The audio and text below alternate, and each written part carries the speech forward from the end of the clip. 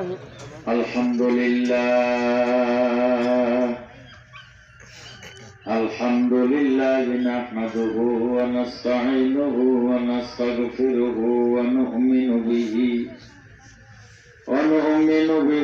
ونتوكل عليه ونعوذ بالله من شرور أنفسنا ومن سيئات أعمالنا من يهدي الله فلا مضل له ومن يضلل فلا هادي له ونشهد أن لا إله إلا الله وحده لا شريك له أرسله بالحق بشيرا ونذيرا وداعيا إلى الله بإذنه وسراجا منيرا أما بعد فأعوذ بالله من الشيطان الرجيم بسم الله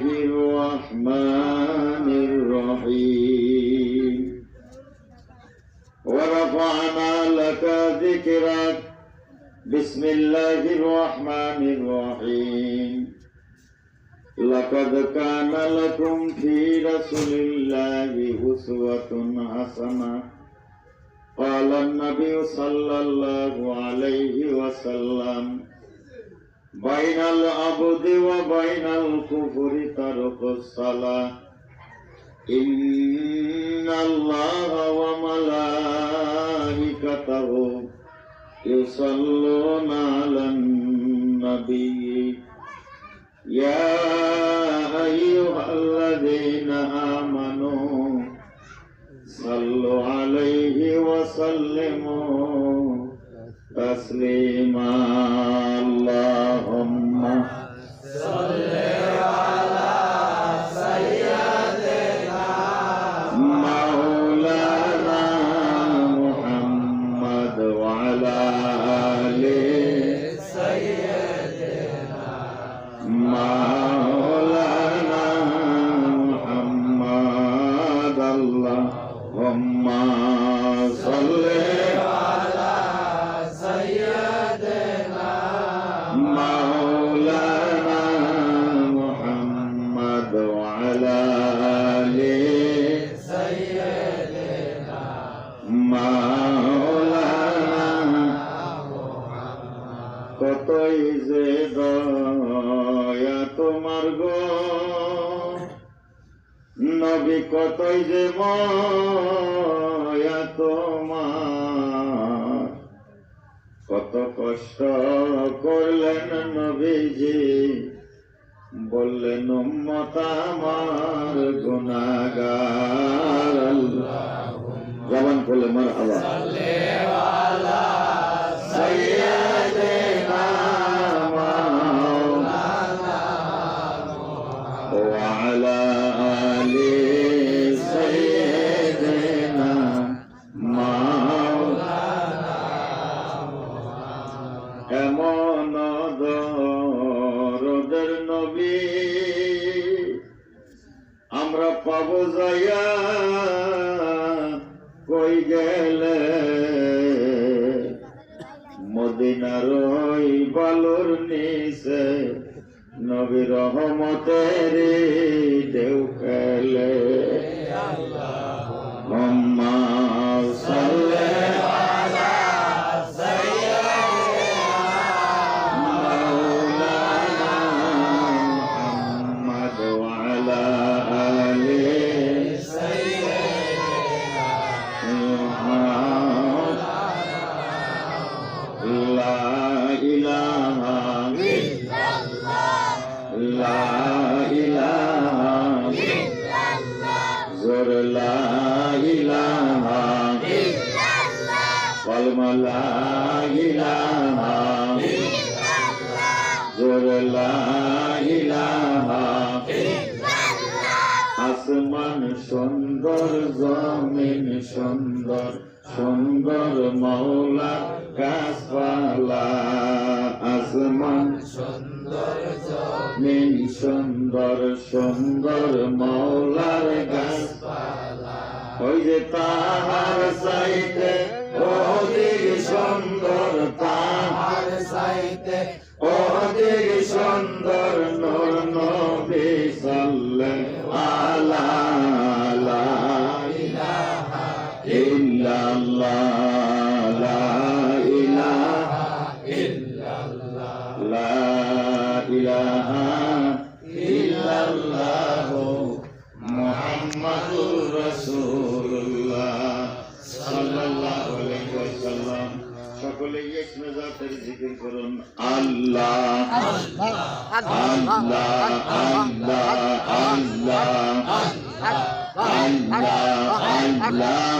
আল্লাহ আল্লাহ আল্লাহ মাইকে বলিয়া দিবে গো রইল কোন বান্দা এসে আল্লাহ আল্লাহকে বলিয়া দিবে গো সামনে নবী আমার রইল কোন বান্দা এসে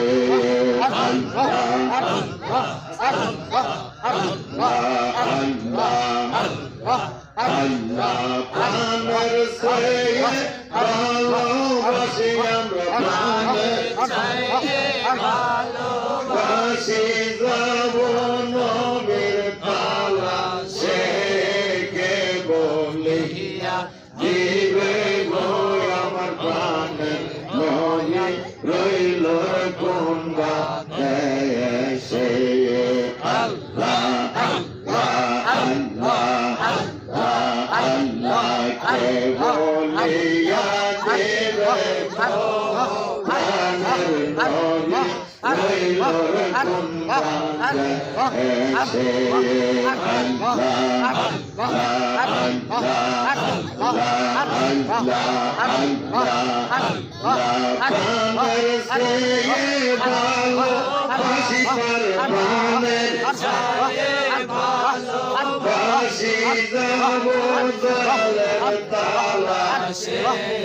কে বলিয়া দিবে গো আমার প্রাণের নবী রইল কোন বাদেশে আল্লাহ আল্লাহ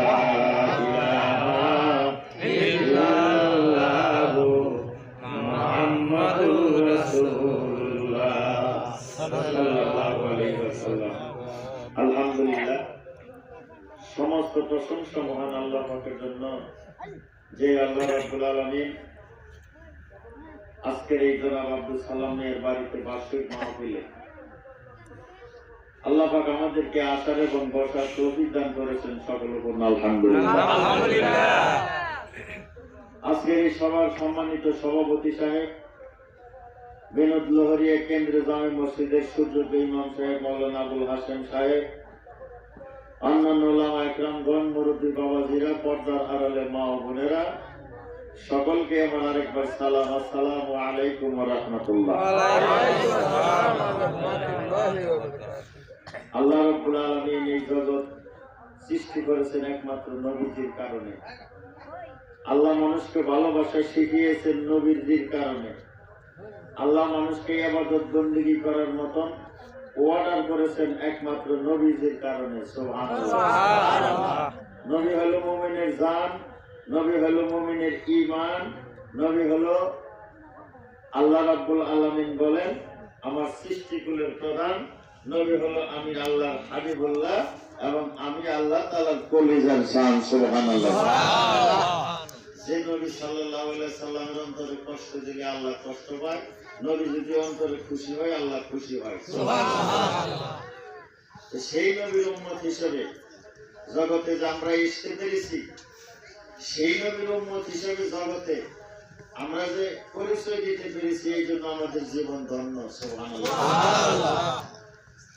কারণ বহুত নবীর উম্মত আছে, আমার নবীর উম্মতের গ্যারান্টি ছাড়া, আমার নবীর উম্মতের সাক্ষী ছাড়া তাদেরকে আমার আল্লাহ জান্নাত দিবে না। সুবহানাল্লাহ। এত বড় দামি উম্মত আমরা, এই নবীর উম্মতকে আল্লাহ রাব্বুল আলামিন সাক্ষী বানাবে। নূহ নবীর কিস্তি কবে ছিল? আল্লাহ আমার নবীর উম্মতকে জিজ্ঞেস করবে। হযরত আদম আলাইহিস সালাম কি ভুল করেছিল, কি কারণে আল্লাহ তারা মাফ করলো, আল্লাহ রাব্বুল আলামিন দয়াল নবীর উম্মতের সাক্ষী বানাবো। সুবহানাল্লাহ। ইব্রাহিম নবী আগুনের মধ্যে পড়েছিল, আল্লাহ নবীর উম্মতরে আমার আল্লাহ সাক্ষী বানাবো। ইউসুফ নবী কুয়ার ভিতরে পড়েছিল, আল্লাহ রাব্বুল আলামিন এই নবীর সাক্ষী উম্মতের সাক্ষী বানাবো। সুবহানাল্লাহ। এত বড় দামি উম্মত আমরা, কিন্তু আমাদের কাজটাও দামি। সুবহানাল্লাহ। কাজটা কি? দুইটা কাজ, আমর বিল মারুফ নাহি আনিল মুনকার, সৎ কাজের আদেশ, অসৎ কাজের বাধা। এই দুইটা কাজ দিয়ে আমার আল্লাহ মানুষকে একটু দামি বানিয়েছে। সুবহানাল্লাহ। আপনার চোখের সামনে যদি একটা অন্যায় হয়, আপনার বলতেই হবে, ভাই এই অন্যায় আর করো না। আপনার চোখের সামনে যদি একটা মানুষ ভালো কাজ করে, আলহামদুলিল্লাহ বলে তার প্রশংসা করতে হবে, তোমার কাজটা বড় ভালো। সুবহানাল্লাহ। এই সমস্ত কথা যতক্ষণ আমার আপনার মুখ দিয়ে বাহির না হবে, ততক্ষণ পর্যন্ত উম্মতের হক আদায় হবে না। দুইটা কাজের জন্য আল্লাহ উম্মতকে দায়ী বানাইছে। কয় কাজ? সৎ কাজের আদেশ, অসৎ কাজের নিষেধ।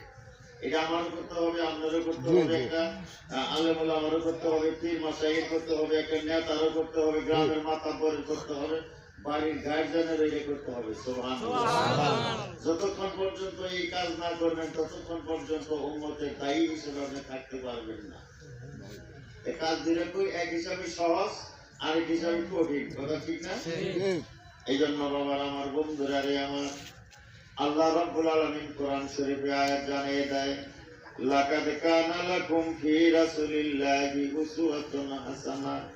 আমার নবীর আদর্শ, আমার নবীর গুণ, আর আমার নবীর ভালোবাসা, নবীর মহব্বত নিয়ে জগতের জমিনে যদি মানব জন্ম গ্রহণ করতে পারা যায়, এই জন্মের মতো জন্ম জগতে আর হবে না।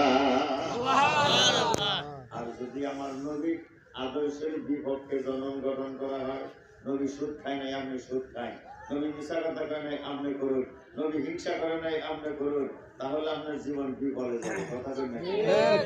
এই জন্য বাবারা, আমার বন্ধুরা আমার, কবি বলছেন, নবীজির যারা মাটির মানুষ বলে, সাদের জীবন এই জন্মে তাহার যাবর বিফলে। কথা বলেন। ঘুরবো সেজে পশু দলে, ঘুরবো সেজে পশু দলে, আসতে হবে আবার ফিরিয়ে, মানব জন্ম হবে গো শোভলে। আমার দয়াল নবী বিনে গো আপন বলতে কেহ নাই জগতে। আমার প্রাণের নবী বিনে গো আপন বলতে কেহ নাই জগতে।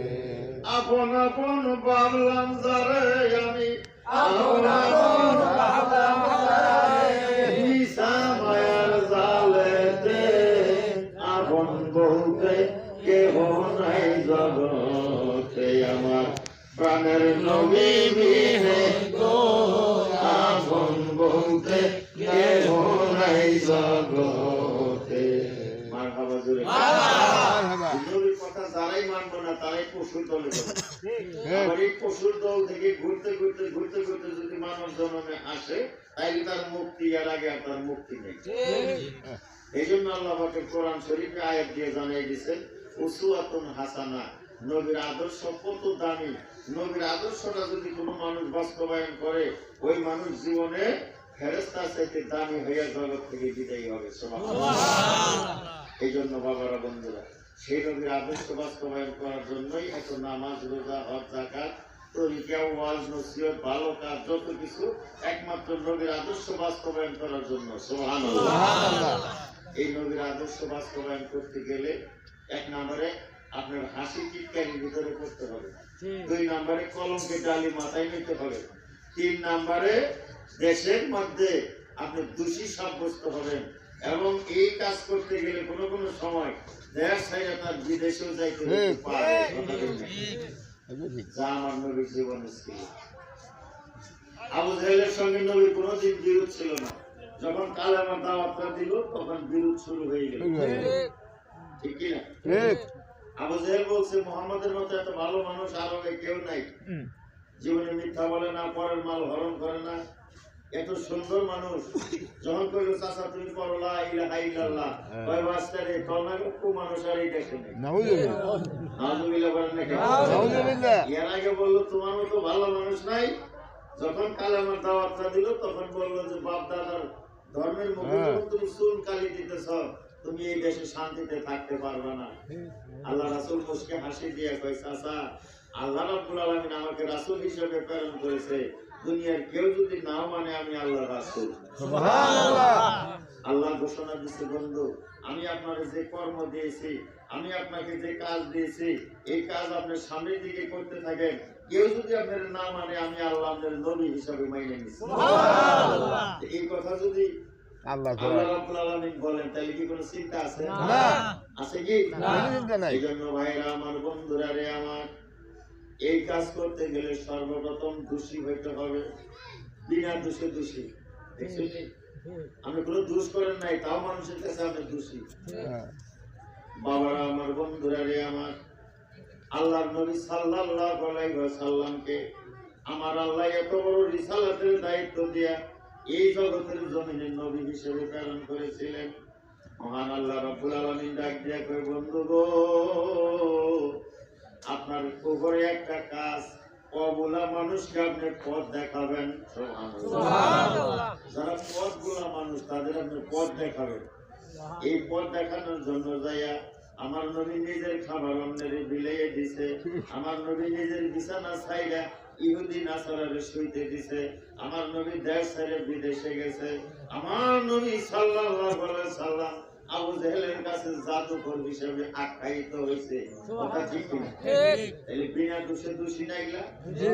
এই জন্য আপনি যখন একটা তরিকার কাজ করবেন, অনেকে আপনার হাসি টিটকারি দিব, অনেকে আপনার ঠাট্টা করবো। যখন আপনি নামাজ কালেমা পড়বেন, নামাজের মধ্যে পাগড়ি বানবেন, তখন মানুষ হাসবো, হ্যাঁ কি মুসলিম হয়ে গেছে রে, হ্যাঁ কি মুসলিম হয়ে গেছে, ঠিক কিনা?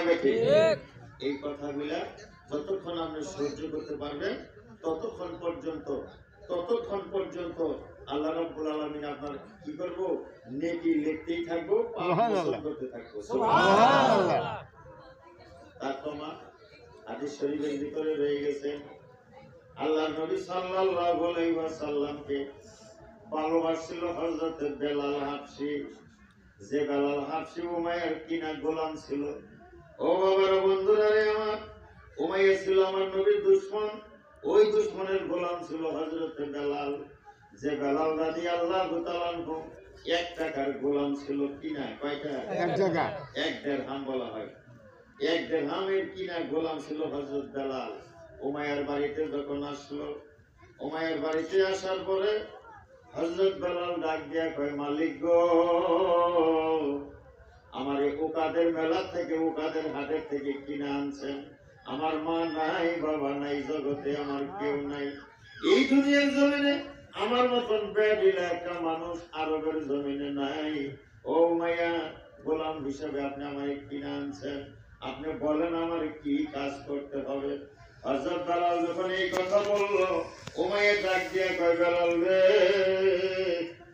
আমার উট দুম্বা গুলা তুমি খাওয়াবা, পরাবা, এবং উট দুম্বা গুলা সময় মতো গোসল করাবা। হযরত বেলাল সারাটা দিন ঘরে গেল, সন্ধ্যার সময় আবার মালিকের কাছে চলে গেছে, হুজুর তাহলে আমার থাকার জায়গাটা কোথায়? হযরত বেলালের মালিক উমাইয়া ডাক দিয়ে কয়, বেলাল রে, তোর মতন এত বেদিলা মানুষ এই জগতে নাই, এই জন্য তোর মতন মানুষের জন্য জায়গা আমার ঘরে নাই। আমার তোমরা যে ঘরে থাকে রে বেলাল, ওই ঘরের মধ্যে বিছানা বিছাইয়া তোমারও থাকতে হবে। বেলাল রাদিয়াল্লাহু তাআলা আনহু উর্দুম্বার অকাসর ঘর, এই ঘরের মধ্যে একটা তোয়াইলা বিছাইয়া যখন ছয়, রাত্র গভীর হয়ে গেছে রে, উর্দুম্বা গুলা প্রস্রাব পায়খানা করে, বেলালের মাথার মধ্যে উর্দুম্বার প্রস্রাব পায়খানা গুলো পড়ে যায়। নিশিরাইতে বেলাল আর ঘুমায় না, আল্লাহর দরবারে জাল জাল হয়ে কান্দে। বেলাল কান্দে মহান আল্লাহর দরবারে, আল্লাহ কেমন মানুষ বানাইলা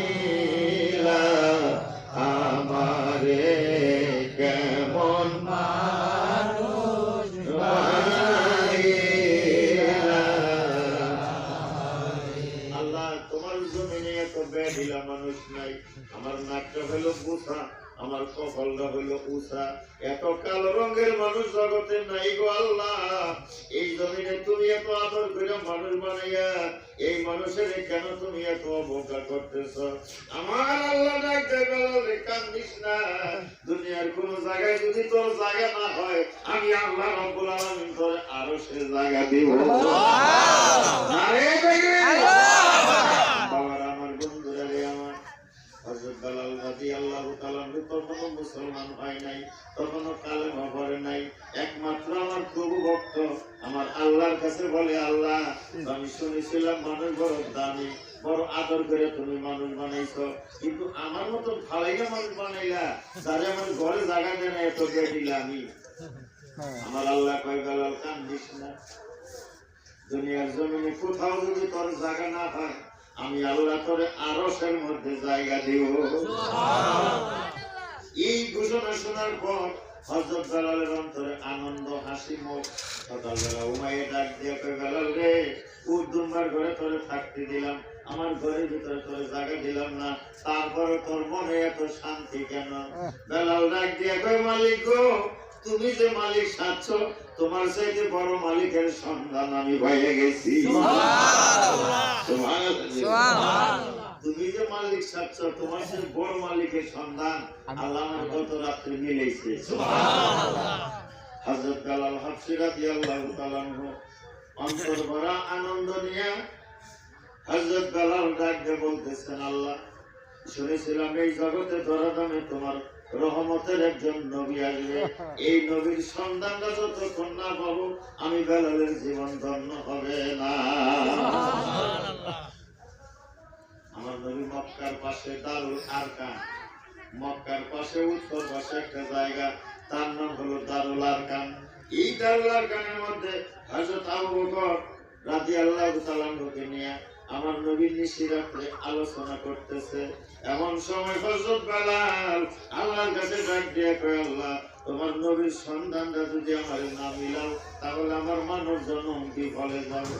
আল্লাহ রাব্বুল আলামিন ইশারা দিলেন, ও বেলাল রে, আমার বন্ধু এখন নিগুণ জায়গার মধ্যে আছে, মক্কার উত্তর পাশে দারুল আরকাম, এই দারুল আরকামের মধ্যে যাও, আমার নবীর সঙ্গে তুমি দেখা করো, কারণ আমার নবী তোমার অপেক্ষায় রয়ে গেছে।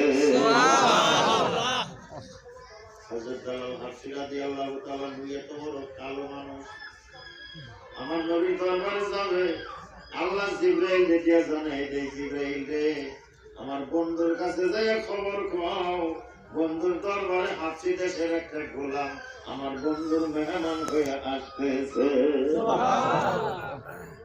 আল্লাহ নবী আশ্চর্য হয়ে গেছে, জিবরাইল, বেলাল তো আমি জীবনে চিনি না, কোন দেশের বেলাল আমার কাছে আসতেছে? বাবার আমার বন্ধুরা রে আমার, আল্লাহর নবী একবার দাঁড়ায় আবার বসে, সুবহানাল্লাহ, একবার ডাইনে তাকায়, একবার সামনের পথের দিকে তাকাইয়া থাকে। আবু বকর বলে, নবী গো, দারুল আরকামের মধ্যে আমি আর আপনার ছাড়া তো আর কেউ নেই গো নবীজি, আপনি কার অপেক্ষায় নিশিরাত্রে এরকম করতেছেন? আমার নবী ডাক দিয়ে কয়, আবু বকর খবর জানো না, হাবশী দেশের গোলাম আল্লাহ মেহমান করে পাঠাইতেছে, এই মাত্র জিবরাইল আমিন আমার কাছে সংবাদ দিয়েছে, আমি নবী আমার বেলালের জন্য অপেক্ষায় রয়ে গেলাম। হযরত বেলাল হাবশী রাদিয়াল্লাহু তাআলা আনহু এত কালো রঙের একজন মানুষ, আমার নবীর সঙ্গে দেখা করার জন্য যাইয়া যখন একবার উকি মারছে, আবু বকর সিদ্দিক চিৎকার মারে, নবী গো, এটা মানুষ না দানব, জীবনে কোনোদিন এত কালো মানুষ আমি দেখি নাই। আমার নবী ডাক দিয়ে কয়, আবু বকর রে, এই বেলাল বড় দুঃখে ভরা মানুষ, এই বেলালের জায়গা আমার আল্লাহর আরশ পর্যন্ত, এই বেলালের জায়গাটা আমার আল্লাহর আরশ পর্যন্ত দেওয়া।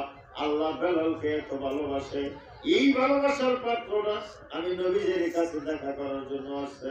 কান্দিস না রে আবু বকর, এটা কোন দানব না, এটা হলো হযরত বেলাল হাবশী। সুবহানাল্লাহ। আমার নবীর রূপবতী চেহারা, গুণের চেহারা দেখা মাত্র হযরত বেলাল আমার নবীর অন্তরে এমন ভাবে আপন বানাইলো, যেদিকে যায় শুধু সাল্লে আলা আহমদ, সাল্লে আলা মুহাম্মদ। আমার নবীজির গুণগান হযরতের বেলালের জবানে প্রকাশ পায়। পরের দিন সকালবেলা বেলাল কিছু খায় না, কোনো কথাও বলে না, মুসকে মুসকে হাসতেছে।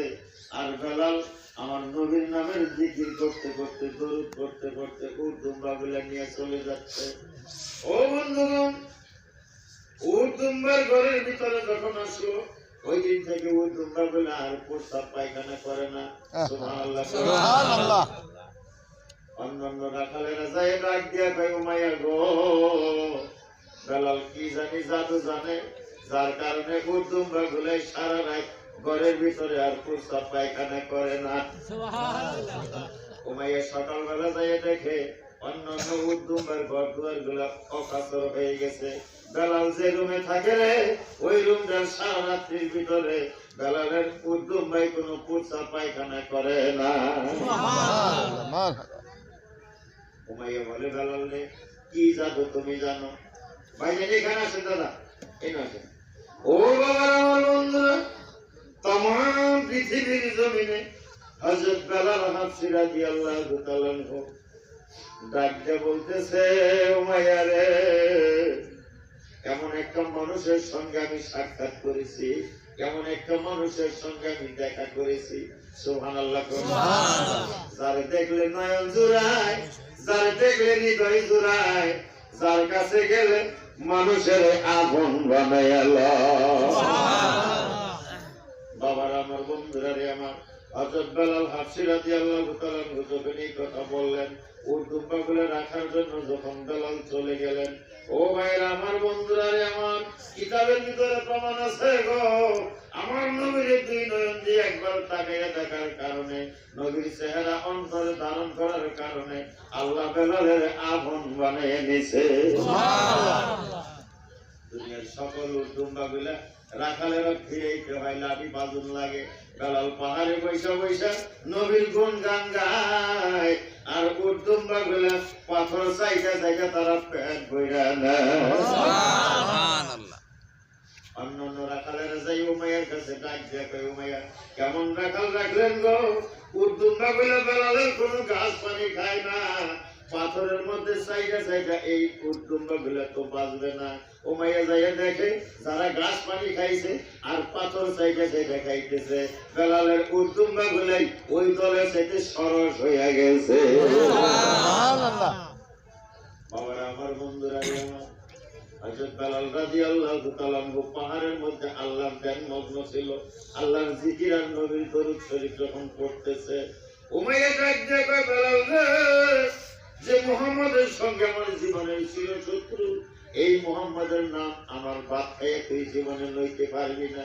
ভাইয়ের আমার বন্ধুরা আমার, হযরত বেলাল যখন এই কথাটা শুনলেন, উমাইয়ারে ডাক দিয়া কয়, বেলাল, উমাইয়াকে বলতেছে, মালিক, এই আমার প্রভু, জীবন যদি বাহির হইয়া যায়, যে মালা গলায় পড়েছি, এই মালা খুলবার জমনা।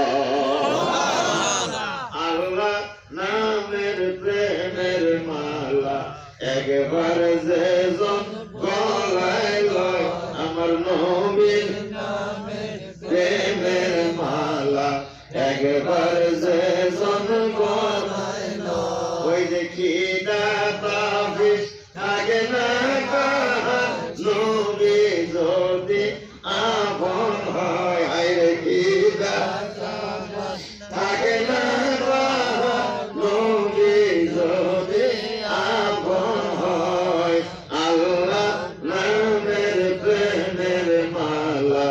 একবার যে জন গলায় লয়। বাবা মরণ কালেও ভয়ে থাকে না, মরণ কালে ভয়ে থাকে না, আল্লাহ রাসূল আপন হয় তাহার, আল্লাহ রাসূল আপন হয়।